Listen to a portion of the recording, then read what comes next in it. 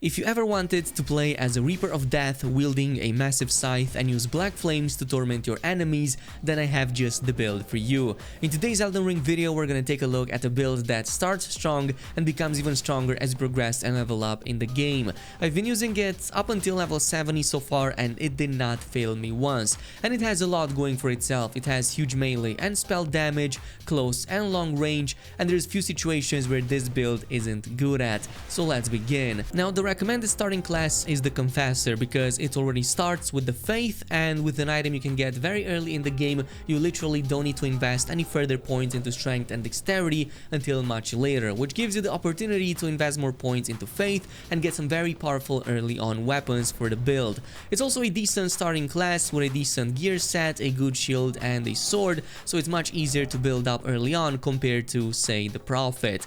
Now, once in game, there's a few things you can immediately start looking into that require no story progression, no fighting except dodging some enemies, and can make you immediately OP. The first item you're gonna be using is the Winged Scythe. This is the bread and butter for this build, and you're gonna be using L2, which is its special skill attack called Angel's Wings that scales up with your Faith and deals massive damage and stagger. Now, to find this weapon, you simply had to head over south in the Weeping Peninsula, over here at this location called the Tombsword Ruins. Ignore the enemies and try to open the door. Even if you die, you can unlock a nearby site of grace and then just come back and open the chest to get the scythe right away. The second item, even more important, is going to be the Radagon's Sword Seal. This is a legendary talisman that you get from the 4th Ferreth right here in Caelid. Simply go onto the roof, drop into the second gap right here into the next floor, and you will make your way using this path to descend near the corpse that holds the legendary item.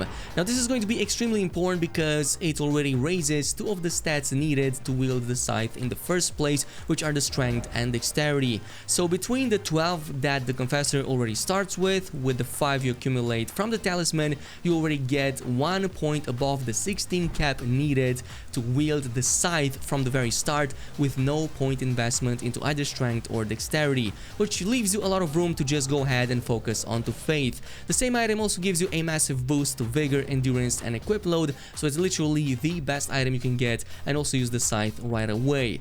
Now, from this point on, there's a couple more items that you will definitely make use of. One of them is the Gold Slayer Seal, and the other one are the Black Flames Incantations, both found from the same location. So for these two, you're gonna head over to the Stormvale Castle, and specifically starting with the left side chamber. You can make your way through the courtyard with all of the enemies that you will want to ignore, and just keep it to the right until you make it to this underground cellar right here. This will hold a second room behind a fog wall, so what you will need here is a stoneward key to open it up, and this is going to give you access to 2 chests. The first one will give you the Godslayer Seal, which scales up your Godslayer incantations. Yes, this includes Black Flames, which is perfect because we're going to be using those as well.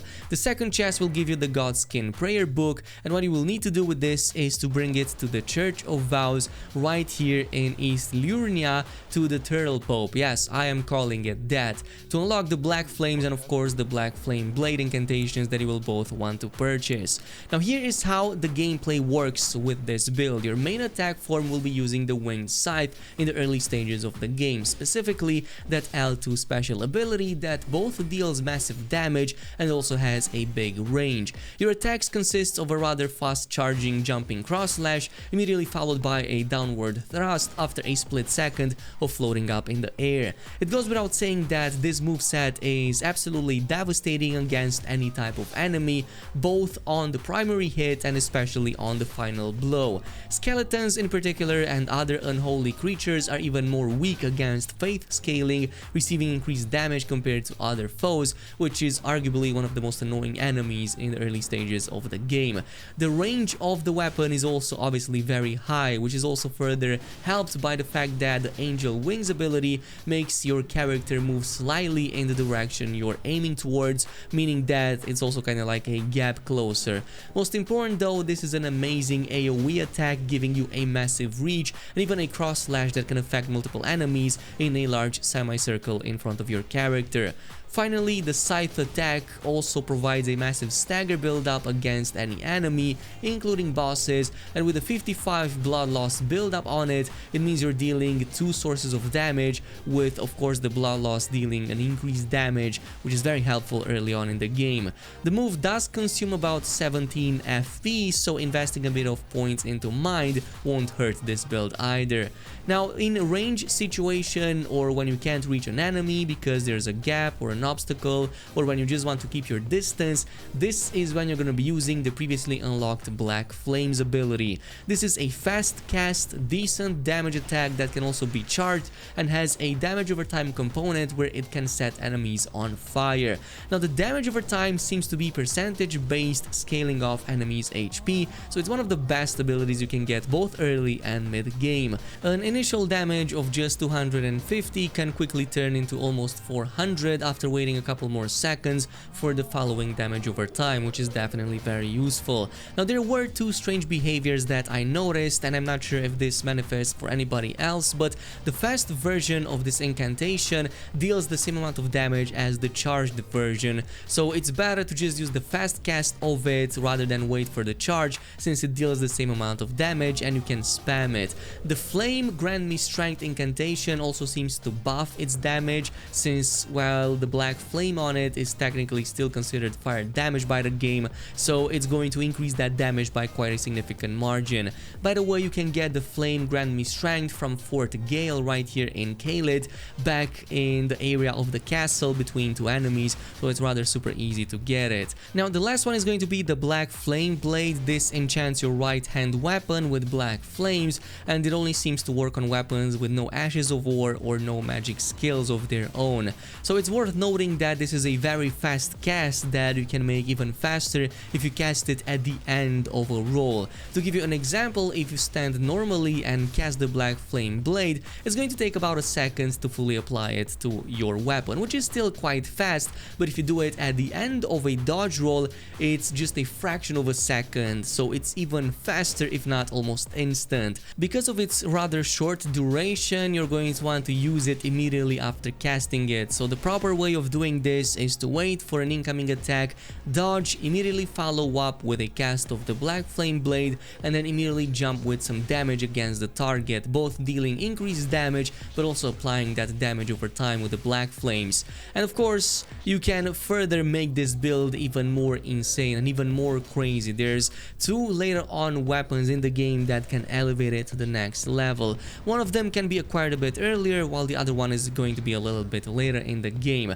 Now, the first one I will focus on is going to be the Godslayer Greatsword, which is the natural progression and maybe even like the alternative from the Scythe a bit later on in the game at around like level 70 plus. You acquire this, by the way, from the boss in the Divine Tower of Caelid basement, so you have to head over there, defeat the boss, and in this case the Scythe definitely works very well at staggering it and also providing blood loss. Once you get it, it also has the Black Flame attack on the L2 special, so it's going to deal massive damage.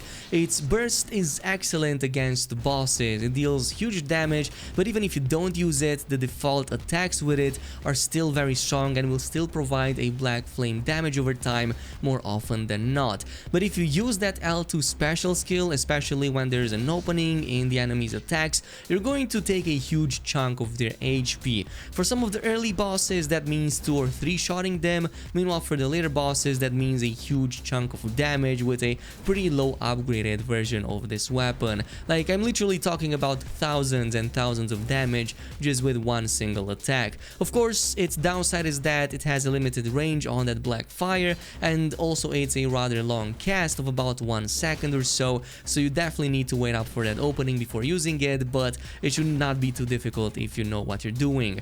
Eventually, this build even lets you include a Blasphemous Blade, which comes a bit later in the game in the volcano area. There's going to be a boss over there that I don't want to spoil, but that weapon has an even longer range on the flame attack, so it's a natural progression from what we had previously, providing even more spell damage and better range, but it's gonna take a while until you reach that point. But yeah, if you enjoyed the build guide, let me know down below in the comments. I'm definitely planning a lot more builds like these that are a bit more unique and kind of play on different mechanics to make you look really cool. So if you want to stay up to date with that, a sub to the channel would also mean a lot to me. We're definitely trying to reach about 400k subs at the end of 2022, and if you sub to the channel, you don't just help with that, but also join a community of really awesome people. Thanks so much for watching, and I'll see you guys next time.